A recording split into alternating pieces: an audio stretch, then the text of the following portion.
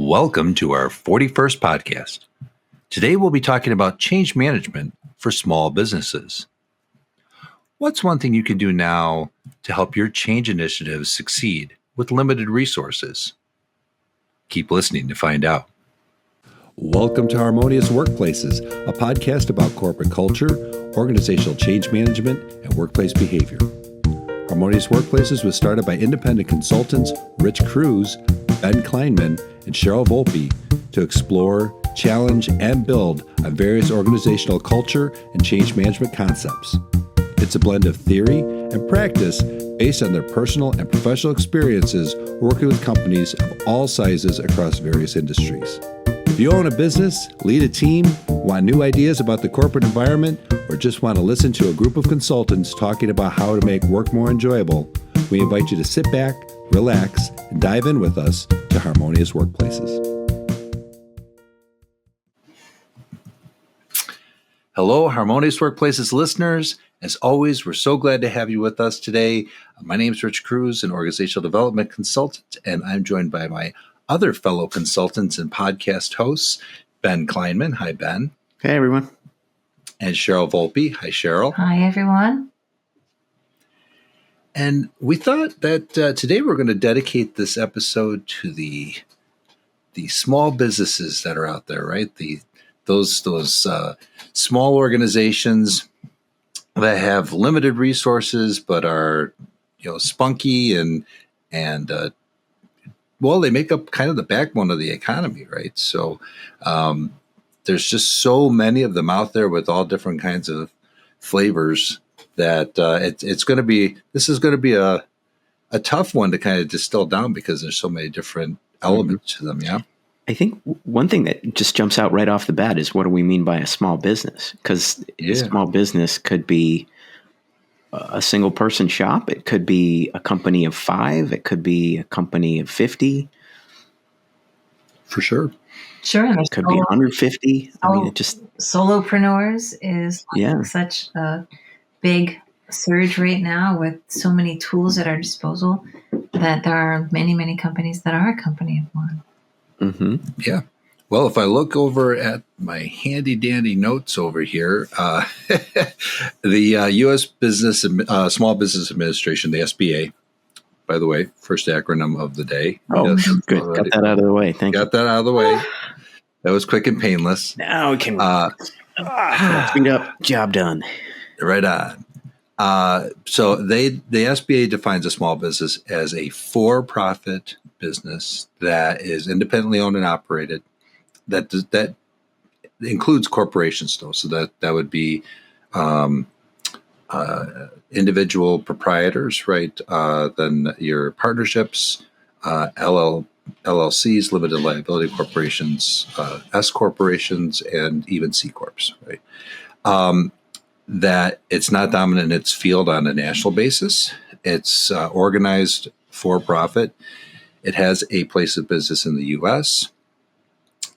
If it operates outside of the U.S., it makes its contribution mainly on the U.S., and it conforms to the specific industry criteria defined by the SBA. It can be organizations for like manufacturing companies that have 500 employees or fewer with annual receipts of 7.5 million or under. They will qualify as a small business. Does that help? It's still very, very broad. You said 7.5 million? 7.5 million, but there are small businesses that make way more than that. Yeah. Way more than that, right? But I think it really comes down to like what are there are certain industry criteria, I've seen, in my HR class, right? If you have fewer than 50 employees, there are certain stipulations from an HR standpoint that you're confined to do over 50 employees, but under 50 employees, you don't have that. Under 15 employees, you don't have that. So there are different restrictions based on those sizes. But May I certainly I've worked for small businesses that have been 250 million or better, right? Right. I would like to clarify that when Rich says in his HR class, it is not a class he's taking. He is teaching it, everybody. Oh, yeah. Professor Cruz. That's so weird to be referred to as Professor Cruz. But it's fun, and it's educational for me as much as my students, because you learn something new every day. We should do an episode in your classroom someday. Hi, everyone. Oh, I'm sure they love that. The whole classroom just huddled off into a little corner and hiding.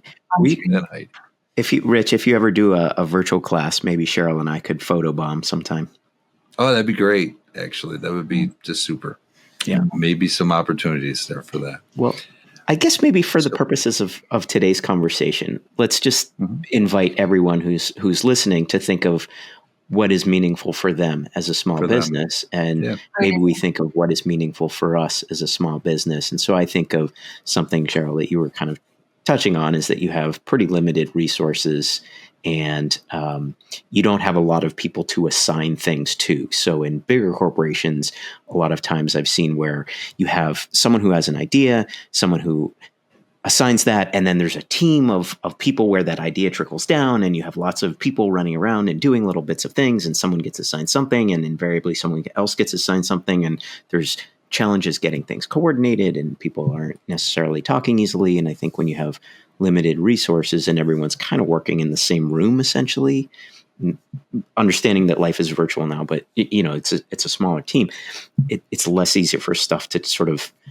get assigned and frittered down the chain like that. And so maybe that's a helpful place to start. Sure. And I would also like to clarify that a small business that is not necessarily in startup mode still, right? Because, and I think we are not talking about startup mode necessarily in this conversation, because startup mode is that, a fail fast. Change is the entire name of the game when you are at a startup. Nothing is consistent. There's nothing but change. Period. Absolutely. Right. So all the time, every day. We're not really talking about that. We're talking about small business. Am I correct in the trajectory of this conversation? I think that's helpful to distinguish. Yeah. So that regardless of size, there's an assumption that you have something of a level of stability to where you're selling something of a product or a service, and you're not continuously trying to revamp that or chase down your first customer or that sort of thing, that there's some element of like a stable backbone of a product or service. And then it's just a question of resources that you have to put behind that. As opposed to maybe a way to think about startup was you have an idea or a product, but you don't have that market traction yet. Great. Right. I'm glad we distinguished it, because they are different. Yeah, okay, for sure. Yeah. All right. Sure. Good. Yeah. So let's dig in. So something that has some established processes, right? Something that's actually more than, it has some structure to it, and that structure has to change in some way. And an audience, right? It has the need has been established, and the audience for which that need is fulfilling has been identified. Yeah. Sure. Cool. So let's talk about change for our small businesses. Yeah. Well, so some of the things that I've seen is, you'll have an owner that's usually, what would be termed as maybe the visionary, but that owner is the person who started the company, is very proud of what they've built, right, and has some degree of, they don't necessarily want to change, if that makes sense, because this is something that they've built. Have you experienced that before? Mm-hmm. Yeah. Oh yeah.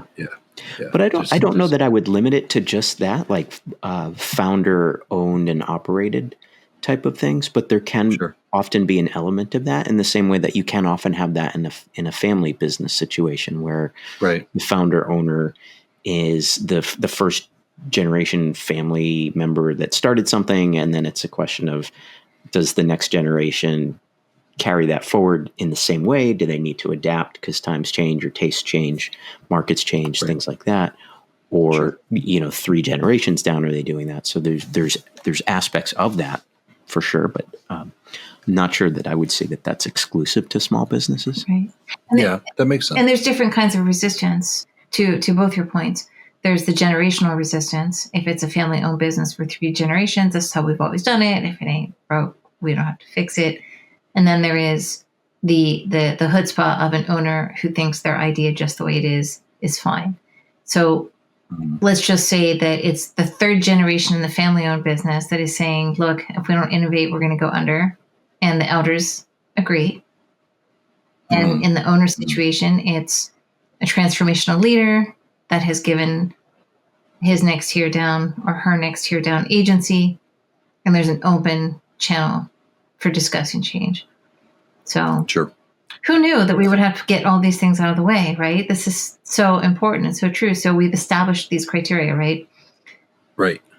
And it's different for every organization, right? Because you're right. I mean, sometimes it's the change agent is the ownership, and sometimes it's something else, or somebody else, that puts the pressure on for the need to change.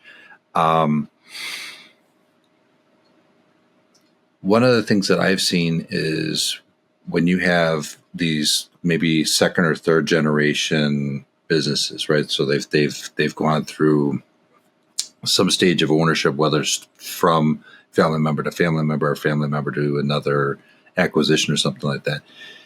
The people who are there, who have been there for 5 years, 10 years, 20 years, 30 years, in one organization that I worked for, you had people that were there for 45 years, right? And they had done their job in certain elements of that job were done the same way for almost that whole that whole time, So when you come in and say, "Hey, look, we're going to be rolling out this type of thing," what you hear is, "Oh, we've done that. We've tried that before. It didn't work. So why are we going to go back and do that?" Yeah. Right. So that's an interesting thought then. Is resistance or change hesitancy different in a small business versus in a larger business? Or is it just a sense that there's fewer people who you have to work with to convince them of the why, right? All those things we've talked about before. Is it just that a small business, there's fewer of them? Or do we think you need specifically different tactics to reach those folks that have, like Rich, you're saying, have been there for 45 years? Or Well, I think one of the big things that happens there is that any change sends shockwaves through the system that are felt by everybody. And when you have those limited resources, when it's limited by it's true, it's not just a HR change affecting one department or a new system for sales. It's like this new thing, even if it's a new system for sales, affects everybody, because when you only have 10 people, everybody's essentially selling in some way, shape, or form. Right.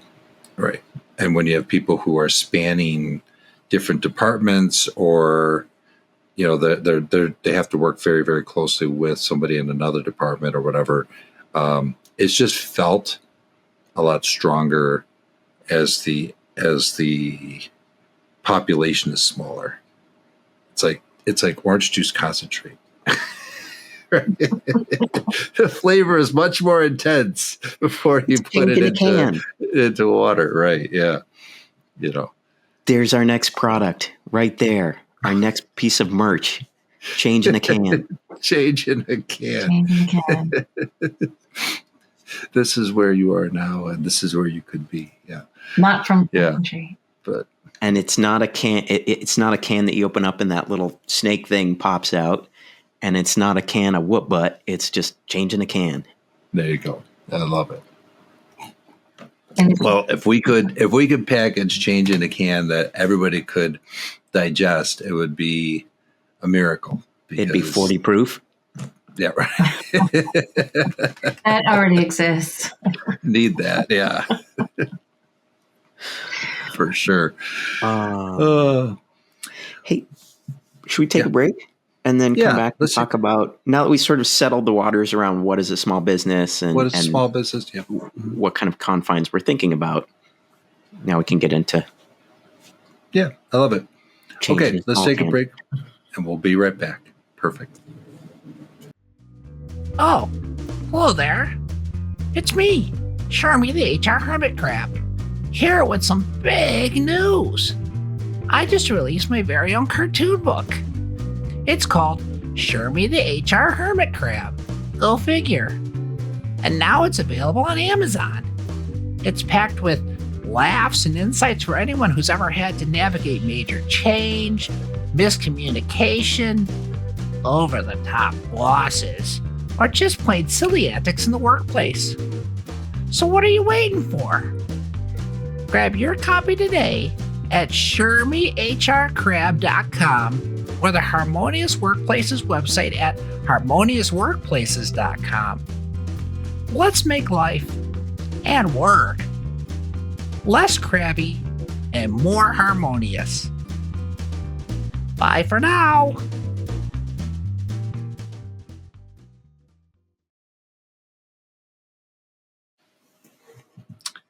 And we're back. So we are talking about change in small businesses specifically. And yes, there are some things that are very similar in organizations all over the place, but small businesses have some really unique challenges here, right? Mm-hmm. We already talked about limited resources to some extent, but Cheryl, you are our psychological safety guru here, and what do you think about that as a challenge? It can go either way with a small group, right? There are advantages to having a small group where each of you have to trust each other implicitly to get things done, to not have self-centered agendas, to do their work as expected. These things can build a sense of trust and psychological safety, but it can also, in a small group, amplify that intimidation or that fear. Groupthink is very powerful when it's a small group and there are certain people that are not part of that group. They will become disengaged and disenchanted. However, there is nowhere to hide when that happens in a small company. Everyone has their certain highway, their path that they have to follow to get things done so that goals are achieved. But if there is disengagement because there's groupthink or intimidation or feeling left out and not speaking up, no psychological safety, that can be very traumatic if there's no way to alleviate that or put it on the table. For sure. Yeah. And some of those go ahead, Rich. Sorry. No. Go ahead. I was going to say some of those personality traits, Cheryl, that you explained on one of our prior episodes around the dark triad of personality traits can be even more harshly felt when you have a small company, when there's nowhere to hide, when that essentially single person who's really making all the decisions or who's very key, critical, important for every decision that the company makes is a narcissist, is Machiavellian, is psychopath. I mean, those are just devastating circumstances for many people to be in if they have to work with that day in and day out, and they really don't have that safety to engage or manage that in some way, or if they feel like they're one of the only few people that might feel differently, they're going to be, like you said, scared to raise their hand or say anything. Sure. They don't have trust, and that's just really hard in a smaller environment. And if the culture is geared towards a my way or the highway with a leader, do as I say, not as I do. Hey, Sneed. then it can be a very challenging workplace, especially when there's change. Mm-hmm. Mm-hmm. And so is there, Rich, you're smiling. I am smiling because you just referenced our book, which is just awesome. We have a book? We have a book. I'll bring up the book after the next break. Okay. But yes. So do you think that in your collective experiences, do you think there's something that folks can do to help feel safer, psychologically safer, to help create that sense of trust? Or if they're not in a position to create or dictate that environment, and they're sort of just a worker on the front line, if you will, or someone who's just a doer, not a manager, do you feel like there's ways that they can try to build trust that might be different than the way they would try to do that in a bigger organization? Recognizing that, I mean, they're just going to have to do a lot more on their own because there's no other resources. But are the ways they would do that different then because there are not as many resources? I would like to say that they are. And I would like to say that when you have a smaller company and there is that absence of trust and there is a sense of fear, that a leader has to manage that problem very directly and very transparently with authenticity, right? All those catchwords, all those catchphrases, the buzzwords. And that's when a very potentially uncomfortable one-on-one situation has to happen, right? There has to be a airing of grievances, points of view, perspectives in a safe space to identify what is so different here. Why are we not able to bridge these gaps and our differences of opinion here? And it may end up that the person cannot stay in that environment or that company, or they're not a good fit because the leader has a very specific agenda for traits, personalities, and goals. Mm-hmm. Yeah. Mm-hmm. I think it's, go ahead. Yeah. I was just going to say, I one of the ways I've seen smaller organizations navigate that type of thing, and to avoid the problems with, somebody feeling like they can't express themselves because of either they're going outside of the group or they're going against the leader, some whatever that reason is for somebody to not engage anymore. One of these levers, I think I mentioned, I was in a Harvard business exercise through my OD program, as I was going through there. And we had these different levers that we could pull, right? Like we can go to the CEO for support, or we can hold a meeting with a small group meeting or a large group meeting, any of those types of things, right? But one of those was bringing in an outside third party,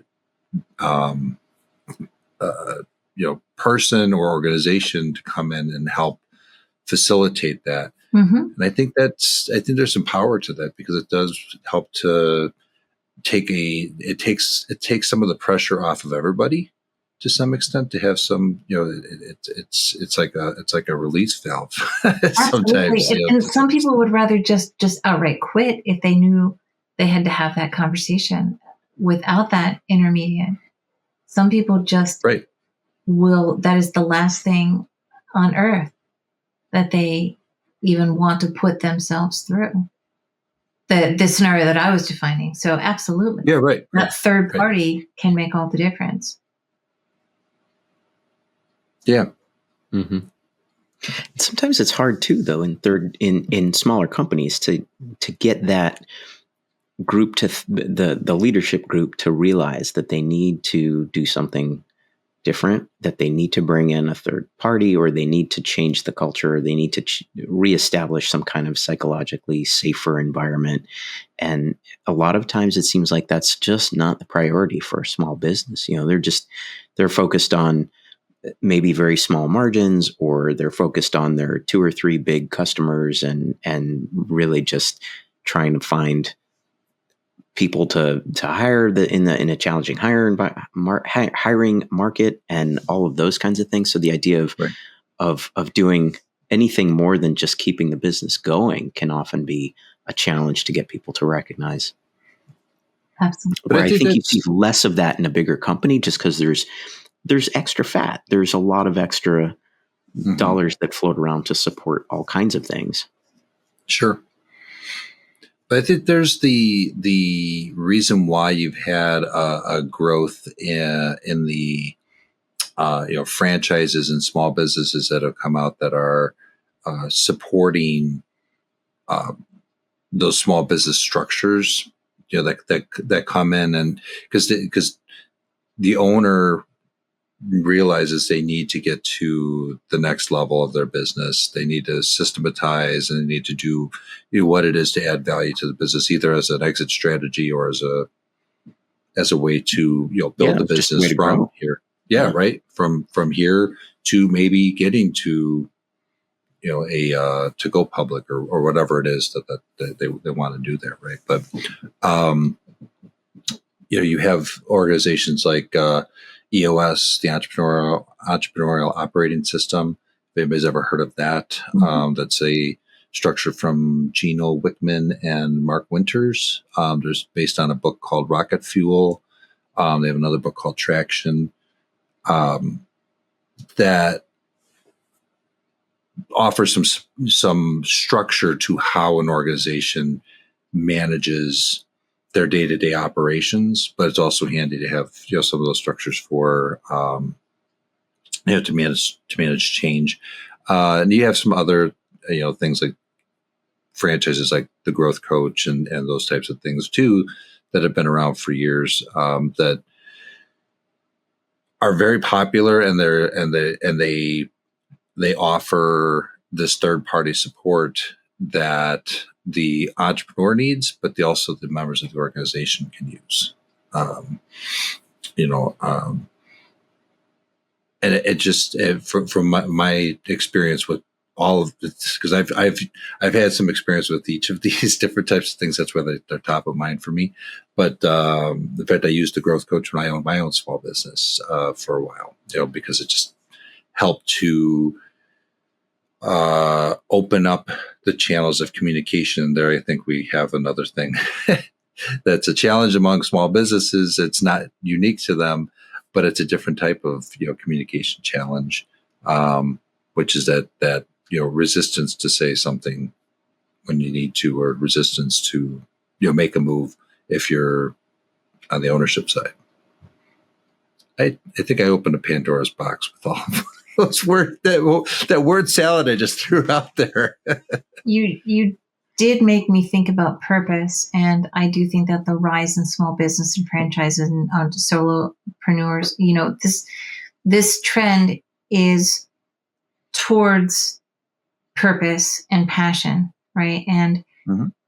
in a larger company, you may be in a division that you can feel purpose and passion towards that is not necessarily connected to the primary objective of that business.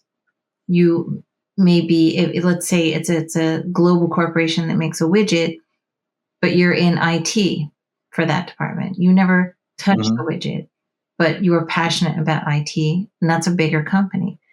If you're in a smaller company and you have to do IT, you are required to have a more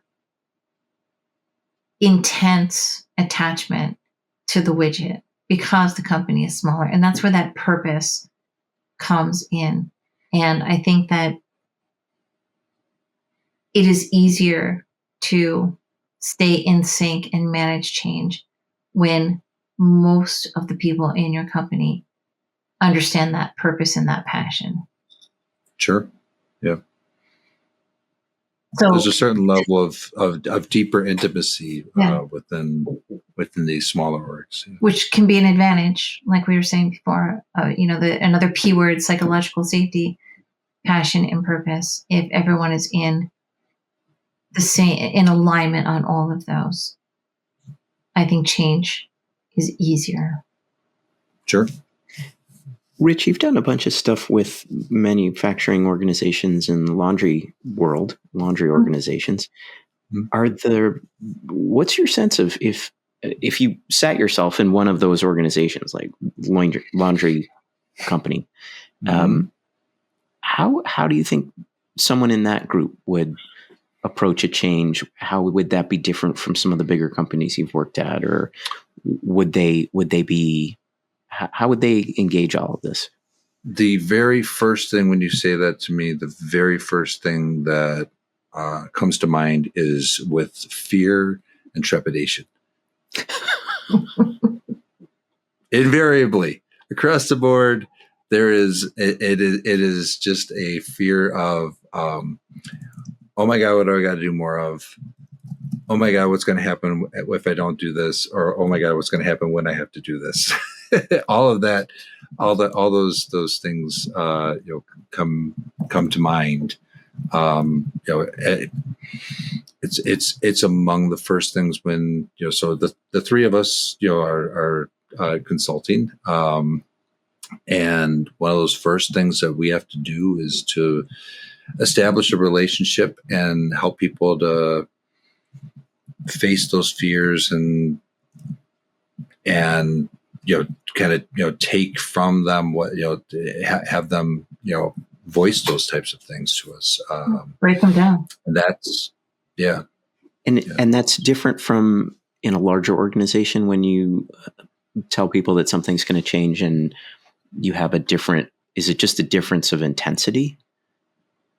That people fear that change differently. People react to, oh my goodness, what do I have to do more of? What do I have to do differently? How am I going to get my stuff done? What does this mean for my career? All that kind of stuff. Is it just a difference of the volume is much larger if it's a small organization? Or am I misunderstanding? No, so a couple of things on that. One is, it depends on the tenure of the person, like how long they've been there.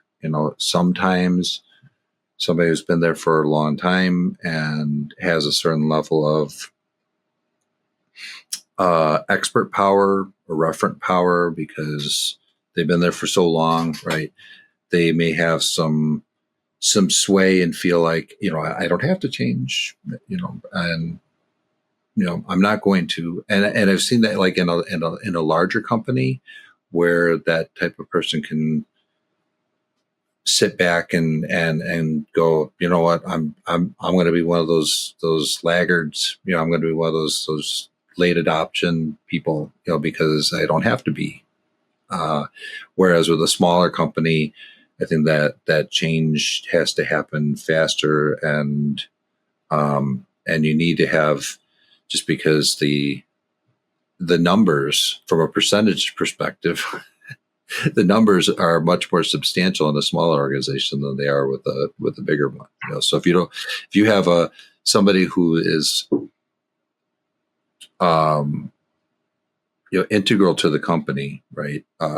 You may be able to have your change happen without them and still have everything functioning in a larger company, but in a smaller one, that could be devastating. At the same time, if you can change that person around, you can have them influence everybody else much quicker, because you're more concentrated.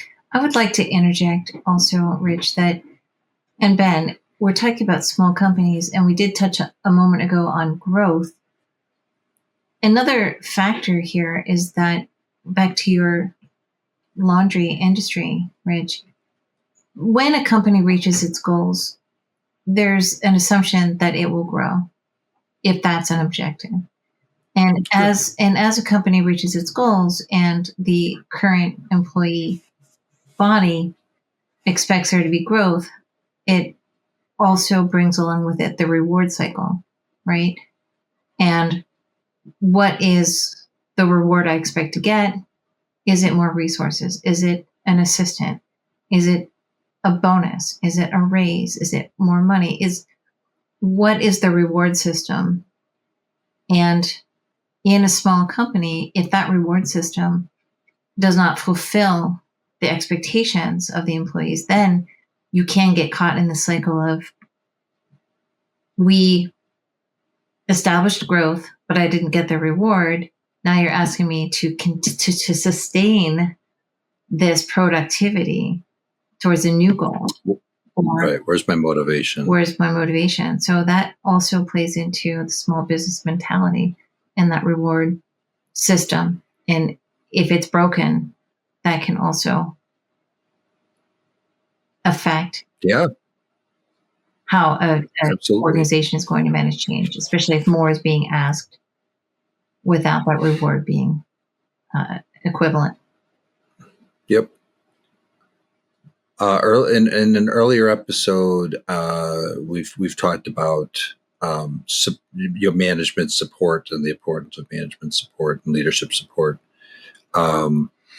That perceived organizational support, another acronym POS, which means something else in different contexts, but that perceived organizational support is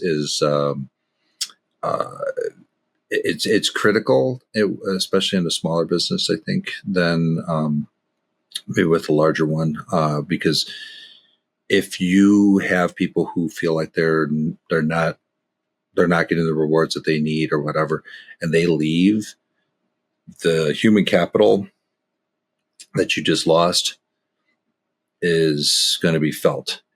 Organizations derive their values. So a little human capital theory for those who don't know. The value of a business is derived from the people who work there, right? And human capital is always borrowed, which is different than monetary capital. Human capital is always borrowed as long as the person's there. When the person leaves, then it's no longer there. It's no longer borrowed from that person, right? So when that happens in a bigger company, the effect is not as impactful as that with a smaller. Right. So coming back to change, when there is no perceived support, organizational support, POS, and the rewards and all that. The rewards are not coming, and another change comes down the pipeline, that's going to have more resistance than when it comes down the pipeline and those other things exist. A reward system that fulfills itself, perceived organizational support. Yep. Case in point, if you got a small business that just put in some change, right, and then hey, we're going to go and do this one now too, because this one was so successful. There is sometimes that fatigue that can happen, and especially if they don't feel like they were appreciated and they have those motivating rewards. Trying to get them to do something more is going to be a struggle. Change fatigue is something that's common with very big companies too. Yeah, I think what I keep hearing and running through our conversation is just there's a difference in intensity in terms of how change is perceived, how it's felt, how the impacts can be felt much greater if people come on board and the change is done quickly, or if there's hesitancy and resistance and the change bogs down. It just seems like everything is a little bit more maybe live, if that makes sense. There's a little bit more crackle, snap in the air, and there's just a little bit more intensity with everything. And so you have to be cognizant of that and try to move things along a little faster, try to make sure your ducks are a little bit more in a row, that your intentionality is there, that you're meeting people a little bit quicker than you might otherwise. If in a bigger company, if you meet someone a week later, often that can be okay. In a smaller company, if it's not that afternoon, then you might have lost that person forever. So there's just a compression kind of everything, if that makes sense. For sure. Yeah. Right. Yep. Let's do this. Let's take a quick break. Yeah, let's do that. And then when we come back, let's wrap this up and give some final thoughts and tips. And talk about a book. Oh, yeah. Well, maybe we'll do a little of that too. There's a book? Yeah, there's a book. I heard there's a book. All right. I'll be right back, or we'll be right back. Dysfunctional organizational cultures and poorly managed transformations can devastate employee morale and motivation, leading to disengaged employees, poor work quality, and the loss of your best people. The impacts to your organization include high costs, low productivity, and wasted resources. At Harmonious Workplaces, our purpose is to help you build the best workplace possible. We are advisors applying proven organizational development and industrial organizational psychology methodologies to help you become your best organization. We are doers, using time-tested principles to help you execute organizational change initiatives smoothly and successfully. To discover how Harmonious Workplaces can impact your organization, visit www.harmoniousworkplaces.com and book a free 30-minute information session with one of our consultants today. Again, that's www.harmoniousworkplaces.com.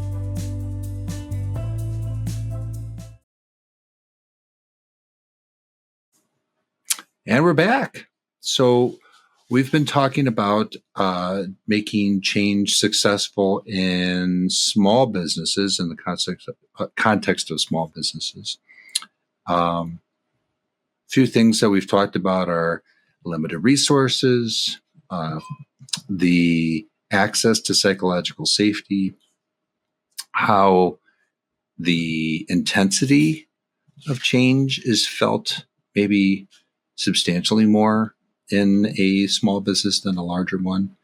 And so maybe to tie this up, what are some ways that we can help small businesses to accept and, I shouldn't even say to accept or adopt, but how do we help them evolve and change better?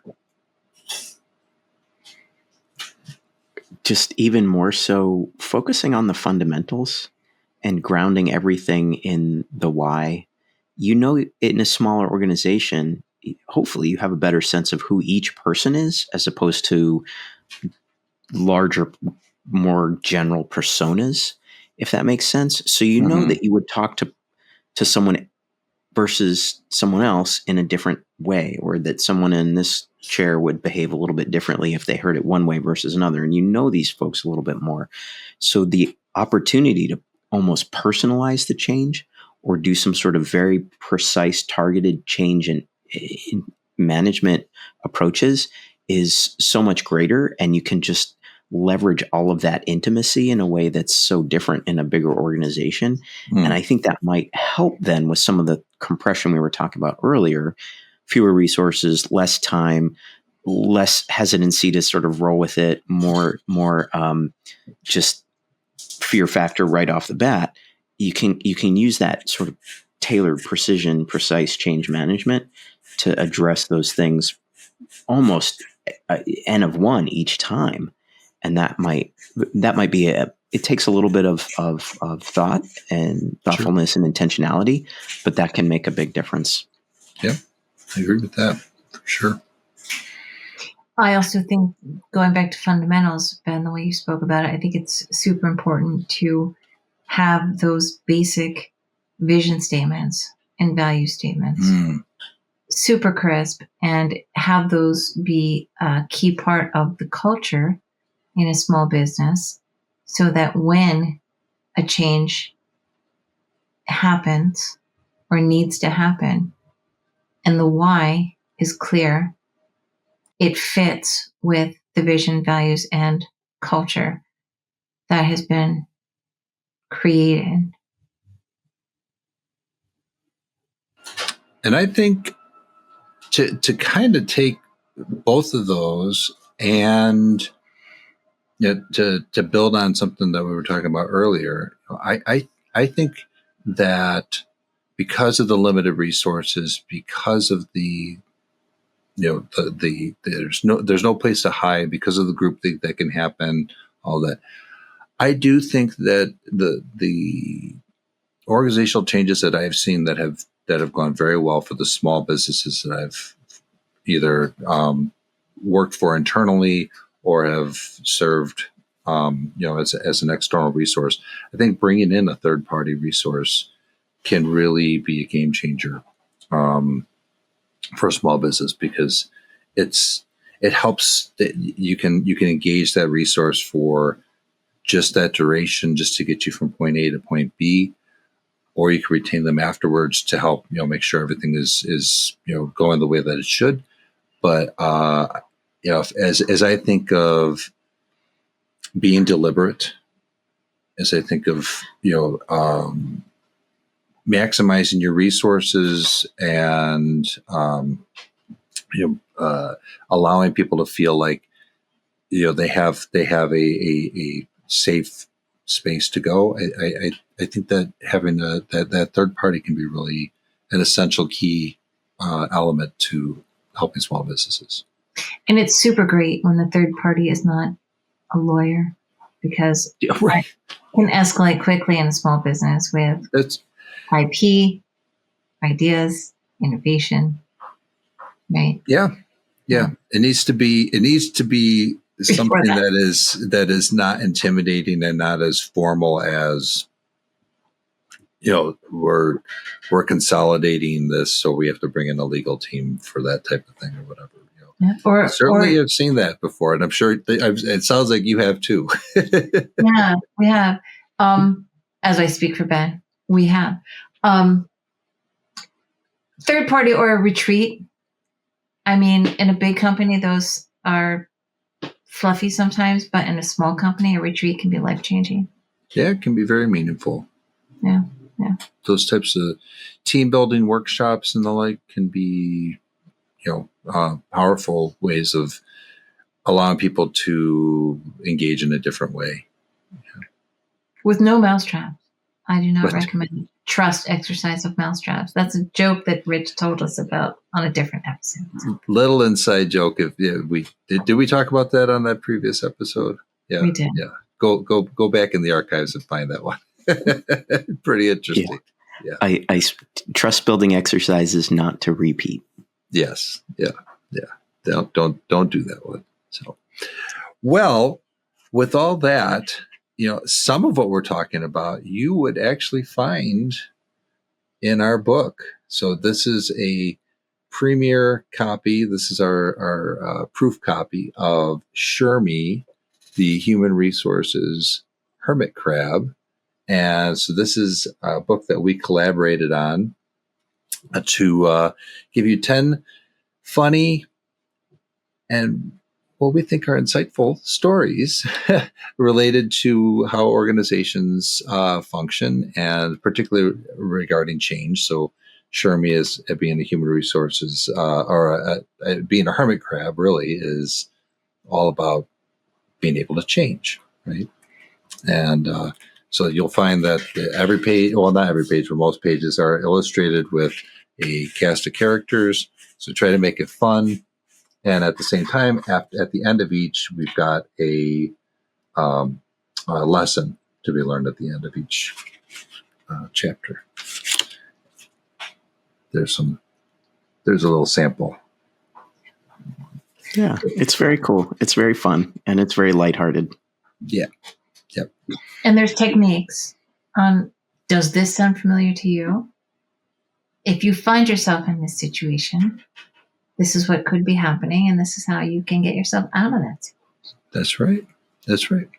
So you can learn more about Shermie and his friends over at ShermieHRCrab.com, or go to the HarmoniousWorkplaces.com website, and you'll find a link that takes you right over there.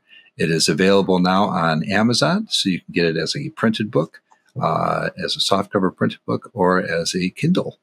And pick up your copy today. And let us know what you think. We'd love to hear that. Hear your thoughts about it. And as of right now, you have to read it yourself, but we are planning an audio version, yes? Yes, we are. That's going to be fun. So. Great. Well, we hope that our listeners have taken away something here, especially if you work in a small business or know somebody who works in a small business.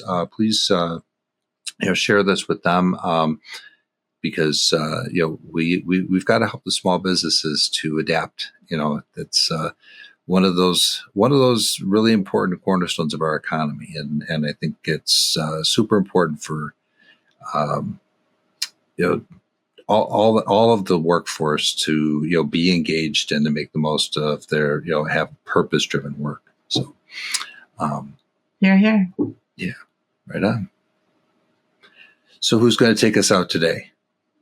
I would like to.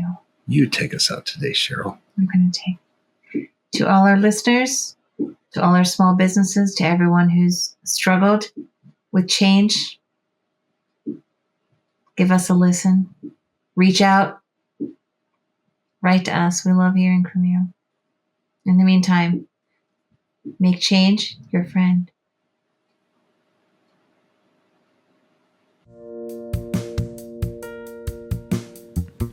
Thanks for listening to Harmonious Workplaces. You can find Harmonious Workplaces on LinkedIn, Twitter, YouTube, Spotify, Amazon, Apple, and other streaming platforms. We'd love any feedback on whatever channel you find us on.